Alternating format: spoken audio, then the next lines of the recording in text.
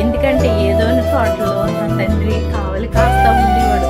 ఇప్పుడు నా తమ్ముడికి నేను కావలి వాడనా, నన్ను అడుగుతున్నారేంటి, నాకు తెలియదు అనేసి అంటే యేసయ్య అంటున్నాడు, కయ్యోను నీ యొక్క తమ్ముడు రక్తము నాకు మొరపెడుతుందయ్యా ఎక్కడా అనేసి అంటే కయ్యోను ఏం చేశాడండి, తమ్ముడిని చంపేశాడు. చంపేసి కూడా ఒప్పుకోవట్లేదు ప్రభు దగ్గర. ప్రభువుకి తెలియదంటారా? తెలుసు. రాశెలిగిన దేవాతి దేవుడు, గొప్ప దేవుడు, పరిశుద్ధుడు. ఆయన ముందే ఒక వంకటాన్ని చూస్తూ ఉన్నాడు. ప్రభు ముందే నాకు తెలియదు, నా తమ్ముడు కోసం నన్ను అడుగుతున్నావేంటయ్యా అంటే దేవాతి దేవుడికి కోపం వచ్చిందండి. కానీ మనం చేసిన తప్పులు ఈ లోకంలో ఉన్నప్పుడు ఒప్పుకొని పరిశుద్ధంగా ఉండాలని ఆయన ఒక ఆశ, ఆయన ఒక కోరిక. కయ్యోనైతే ఒప్పుకోలేదు.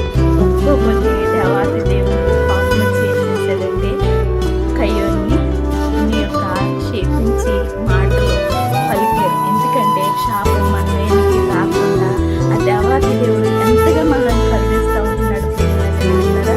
అయితే మనమైతే శాపాన్ని గుర్తించుకుంటా ఉంటున్నాము. కయ్యోను ఎక్కడ? కయ్యోనుతో మాట్లాడుతున్నప్పుడు కయ్యోను ఏబేలు ఎక్కడంటే, ప్రభా ఏదో నాకు కోసం ఆకలిగా నా తమ్ముని చంపేసుకున్నానే, నన్ను క్షమించండి ప్రభు అంటే ఒక మాటతో పోయేది. కానీ నా తండ్రిని కావాలి అన్నట్టు నేను కూడా నా తమ్ముడికి కావాలి వాడినా ఏం మాట్లాడుతున్నారు మీరని ఒక పంపటాన్ని చూస్తూ ఉన్నాడు.